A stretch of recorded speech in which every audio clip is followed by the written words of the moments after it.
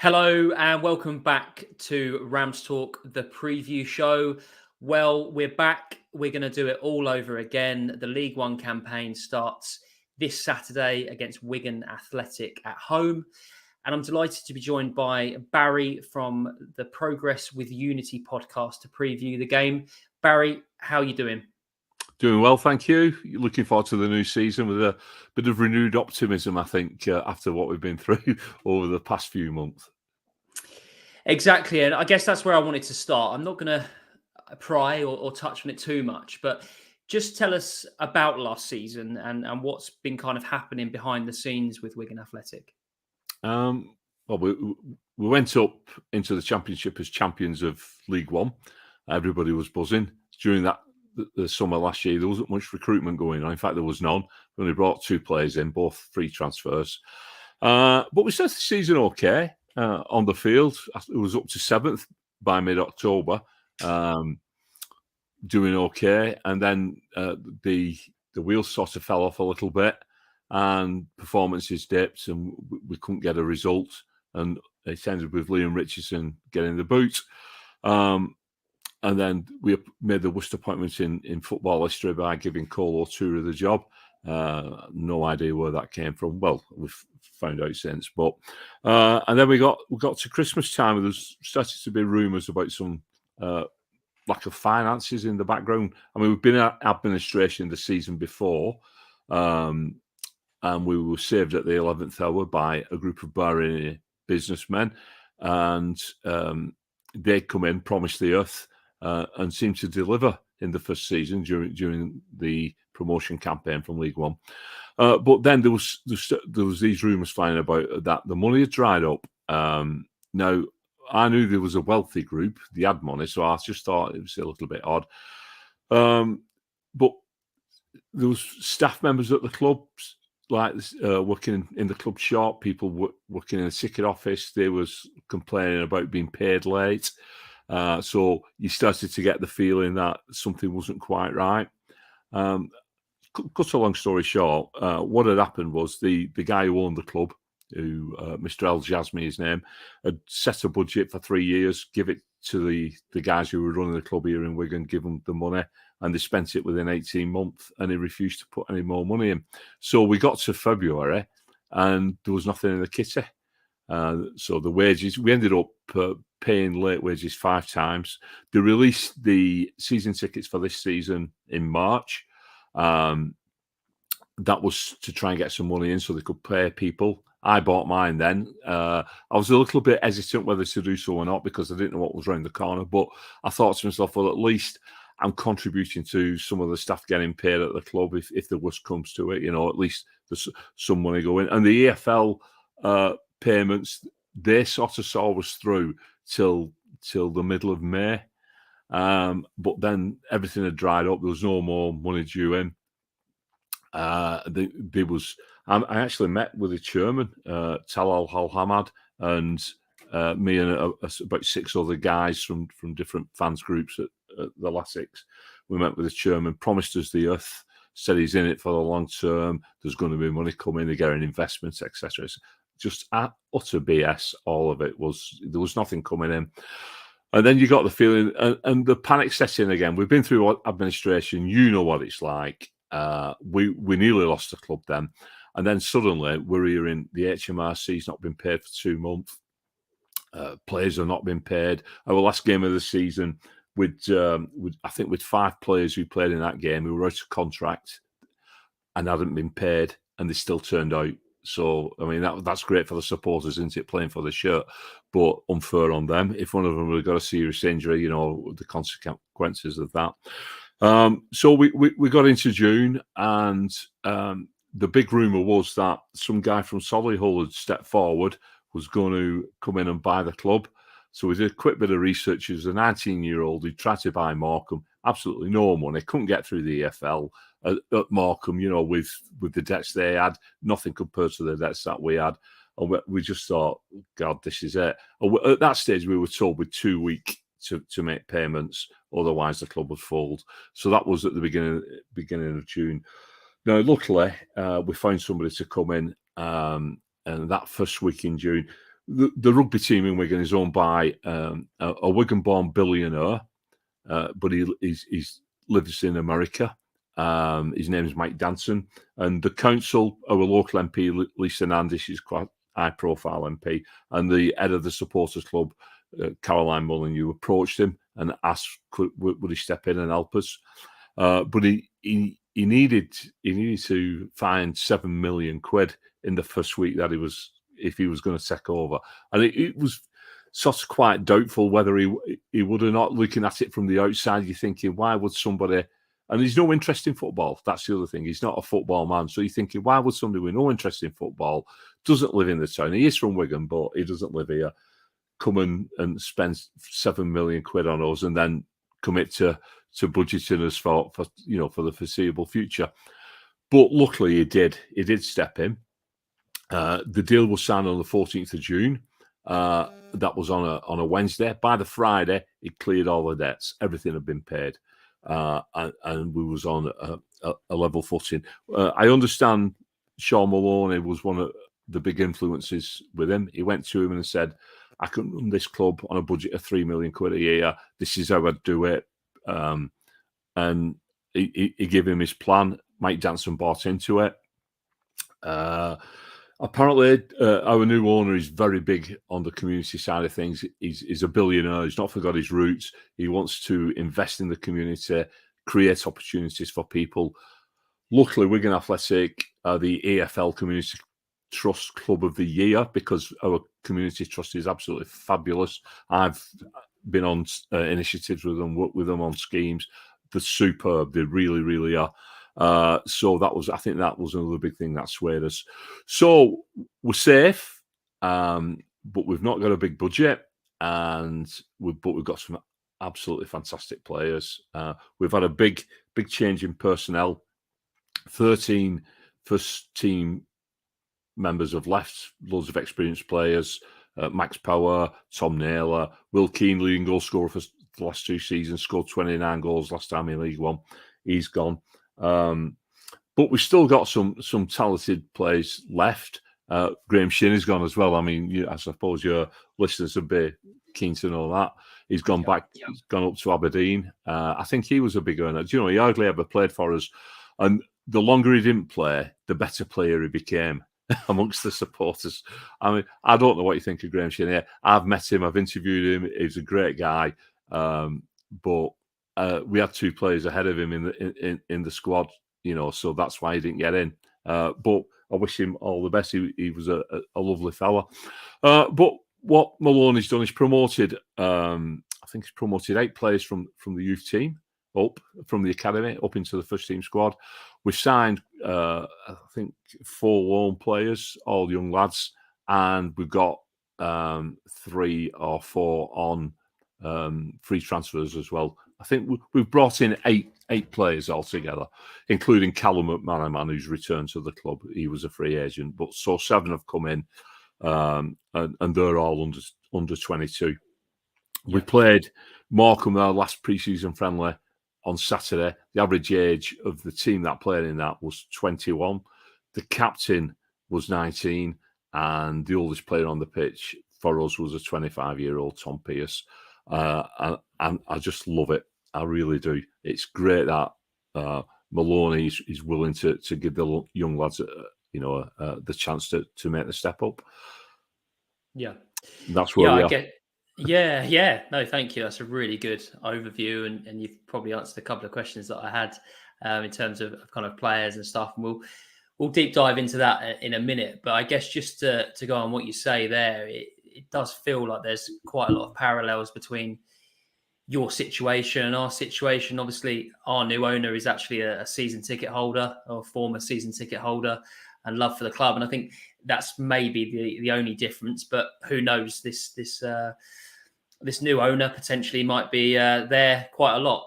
Maybe he'll get the bug and be there and present at games. I'm not sure how often he gets back to Wigan if he's based in the States. But no, it seems like the future is kind of guaranteed. And like you say there, unless you've been through it, you don't know how it feels to be on the brink of losing your club. And the relief that you feel when you finally get the news that, well, the next 12 months is safe, or even the next month safe. It's a real feeling of joy, probably every emotion under the sun, to be quite honest. Yeah. You've touched on there.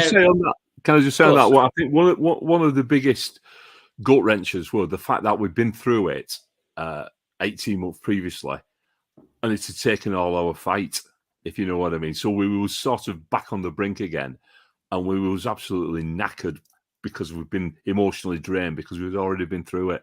And I'm not so sure whether the fan base as a whole would have had that fight to fight like we did for the club again. We had a massive fundraising issue the first time round. We raised £1.5 million, and I'm not so sure that would have come about the same this time.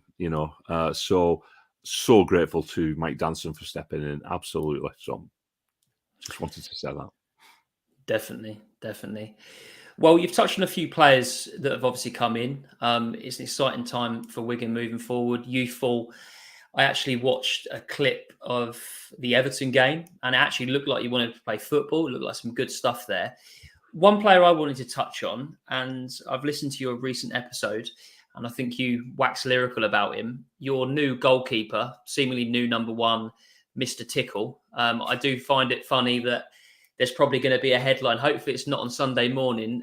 Tickle saves the Ticks or something like that. There's headlines there for sure. But for Derby fans listening, he's 21 years old and he's really impressed you, Barry, hasn't he? Yeah, he's a tremendous goalkeeper, tremendous prospect. He's come from a local club as well, St Helens, Pilkington's in St Helens, is an all-league club. He's come through there as like a schoolboy, and then we picked him up and stuck him in the academy. But he's a big lad. He's about 6'2". The thing that he's a great shot stopper. I mean, he's a keeper, good hands, good in the air, gets down well, has a presence in the box. But the thing that really, really impresses me is his ability to play football. He's like a sweeper at the back. I mean, you said there about the fact you watched against Everton, and we knocked it about. We played some good stuff, which is sort of the opposite of what was like in League One under Liam Richardson.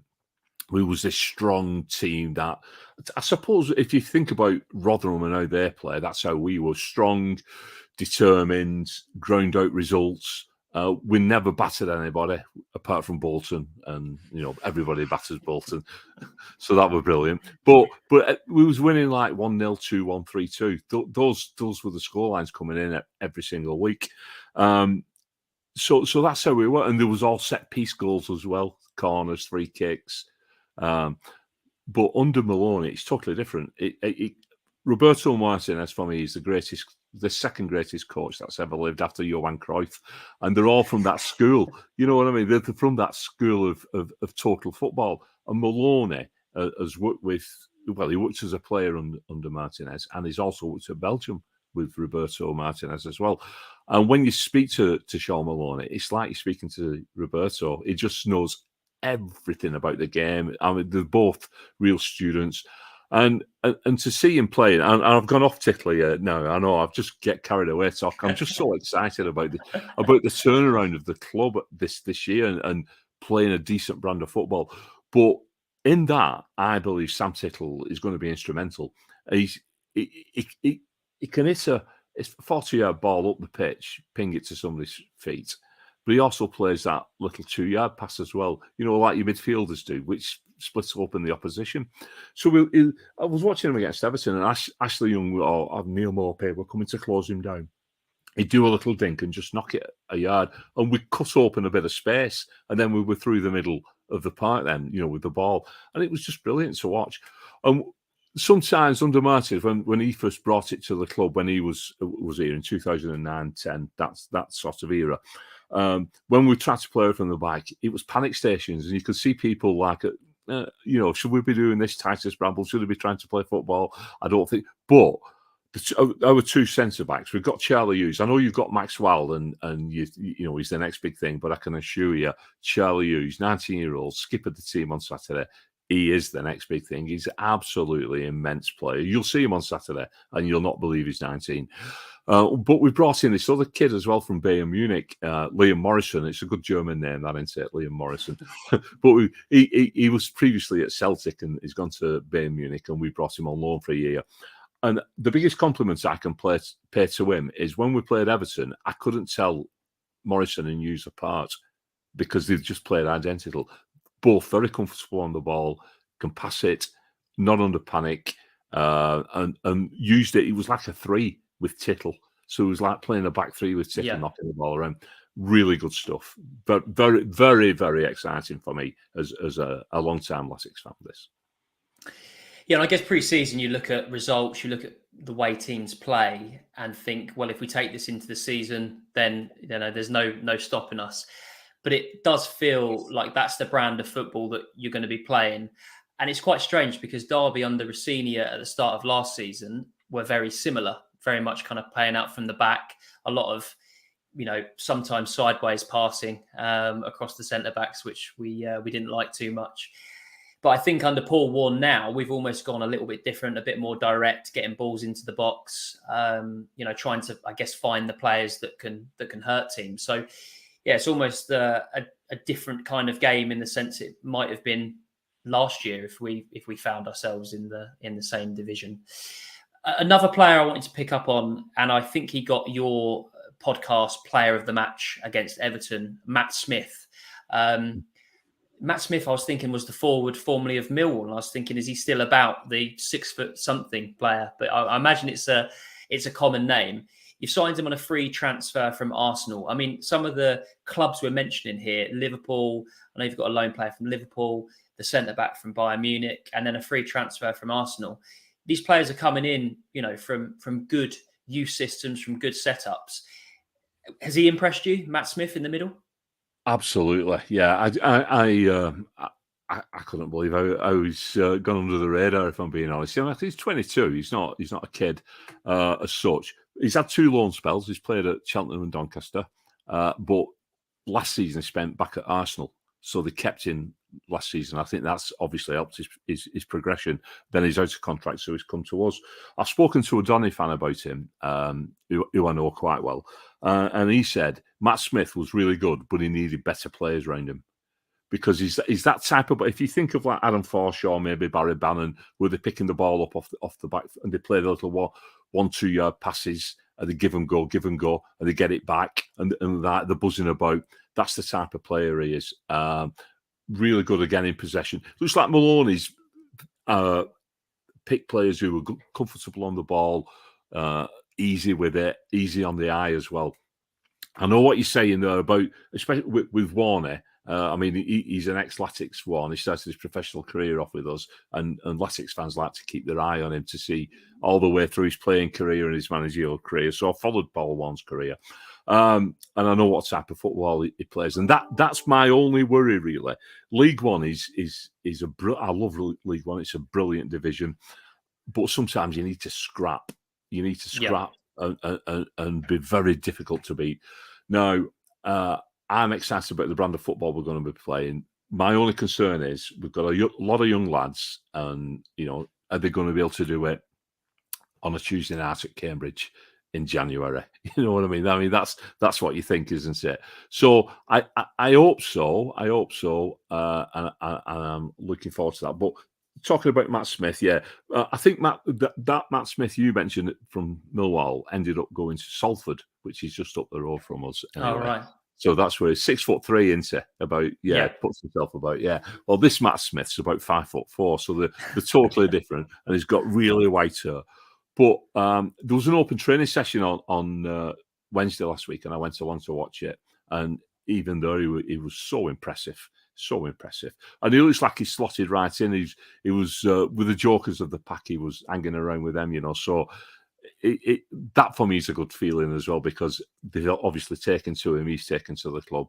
So I'm really looking forward to him. And I think you can tell that he spent last season working, behind with Arsenal, and I think that's probably done him a power of good having a season there. Well, it's done us a power of good because he's ended up coming to us, and we've got him on a 3-year contract as well, which is excellent piece of business. Yeah, I mean, we've done well previously out of Arsenal's academy. We've had players that have come. Some are still here, some have gone. So there's definitely players within that academy that can go on and have good professional careers for sure. So yeah, interesting to watch out for him in the middle on Saturday. I'll have to watch out for his hair. That'll give him away. Looking ahead to Saturday, then we've mentioned obviously a couple of players in Tickle and Smith. But who's going to cause Derby the most problems? Who should Derby fans watch out for? Well, we've got another young lads come through the ranks. Telo Asgard, Norwegian international, under-21 international. He's a Scouser. His mum and dad play for the Liverpool Philharmonic Orchestra, so that's what he's doing here. But he was born in Liverpool, got a thick Scouse accent, but he plays for Norway as well. Absolute wizard on the ball. I mean, he came in our administration season, so we're going back to 2020-2021, and he scored some vital goals in that season, which helped us stay up. He's an attacking midfield type player.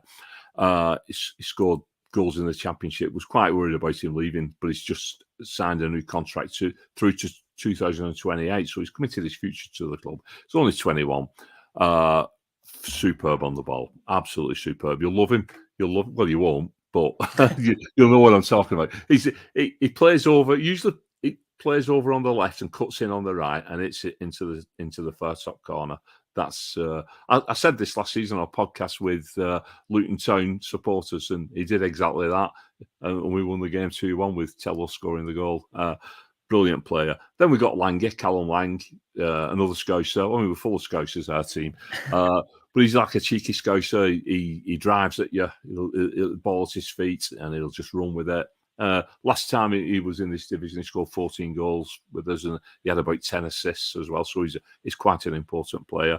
Not forgetting Charlie Wyke up front. I mean, everybody knows Charlie's. He had the incident with the cardiac arrest, and I think he now has a defib fitted. So but psychologically, last season was a tough season for him.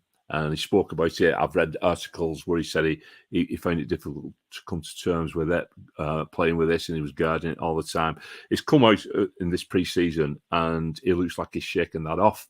He'll score goals wherever. He's a big, bustling centre forward. So I'm looking forward to Charlie. Just seeing him enjoy his football again after what he's been through.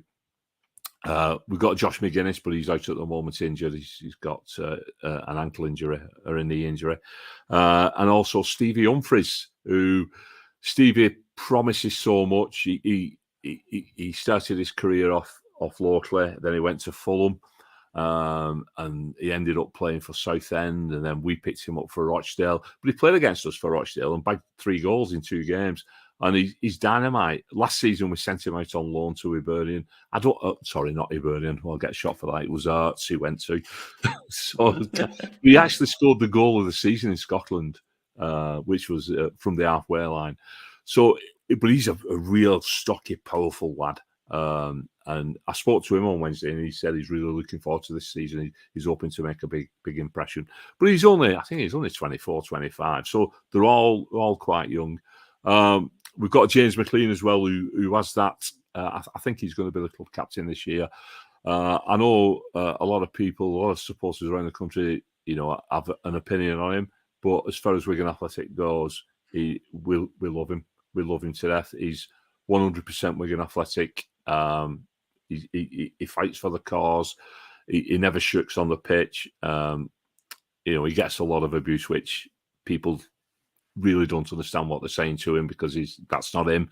But we'll not go there. But he's just a really good player, and at this level, he's going to, we're wanting a big season out of him. Yeah.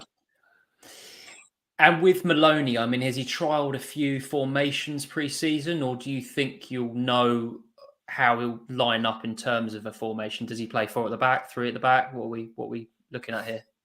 we're looking at two defenders and everybody else attacking midfielders.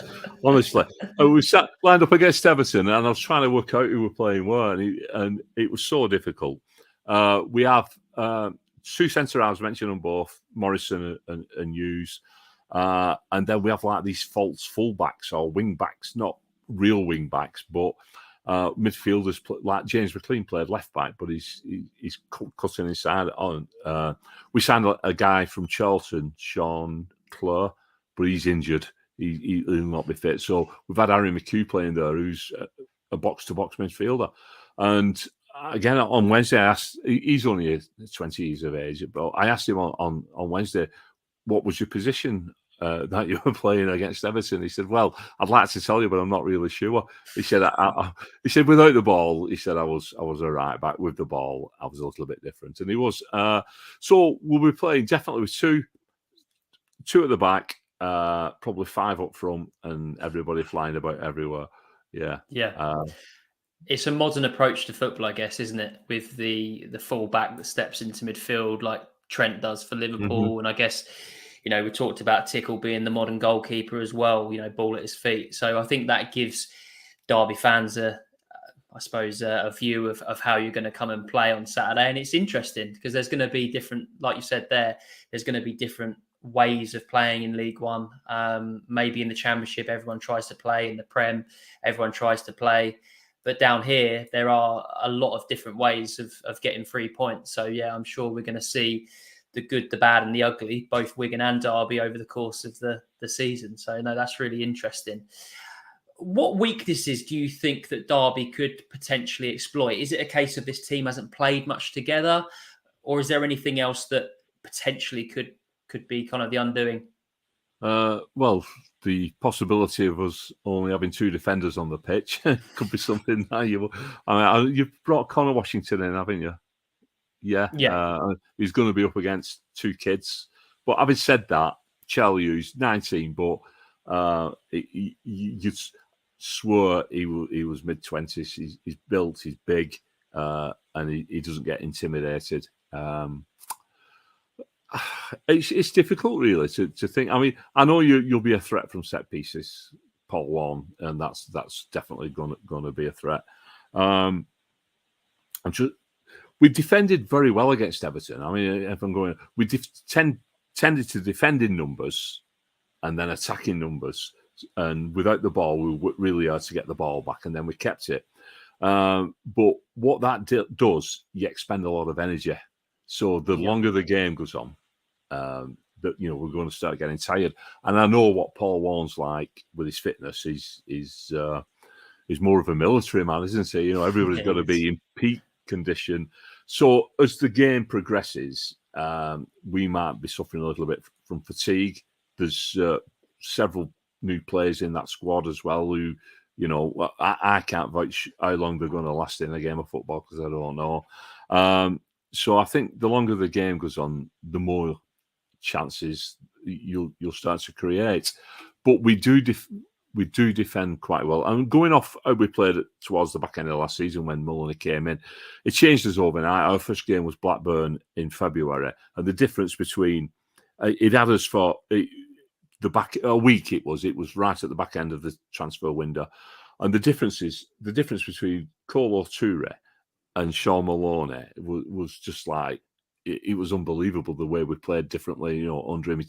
Just some fine-tuning, a couple of tweaks about the place. And we were very unfortunate to get relegated last season. I mean, we had some dreadful results, but towards the end, we put in some brilliant performances. And we beat Millwall at home, for example, when they were going for the playoffs. We drew away at Blackburn. Watford, we should have beat Watford. We was unlucky in some games, and then we had 6 points deducted as well. So what you could argue that was slightly unlucky to end up getting relegated, and that would have been down to Maloney, that the way he changed us. So as far as weaknesses go, I really don't want to say, because apart from the fact I think you'll probably be fitter than us. I can imagine Derby County being the fittest side in the division this season. And the longer the game goes on, and they're always hard to call, aren't they, first games of the season anyway. And I know we've been experimenting a little bit in pre-season. So I'm really sorry, Jamie, but I don't know really on that You're one. worried Paul Warren's listening and not going to give too much away. I know it. Yeah. But you talked there about having points deducted last season, 6 points last season, 8 this season. What's the aspirations for the team? You're going to put a caveat in here, aren't you? I am indeed, yes. The points deductions last season were due to late payments, so that we got them. These aren't. The Right. 8 this season. There's 4 carried over from last season. And what that was for, they told the previous owners they had to put £3 million in a bank account to cover the wages. And they had to do it by a certain day. They didn't do it, so they docked us 4 points, but that will come off this season's. And then they said to us the week the sale was going through that £3 million had to go into this bank account. So that was 2 days. That was on the Monday, as the club was signed over on the Wednesday. So it weren't in. Obviously, the docked us 4 points, so we made it 8. But I think we're appealing that with the argument being that you couldn't expect the new owner to pay that £3 million when he's not actually purchased the club yet, and it's unfair on expecting the previous owner to put it in.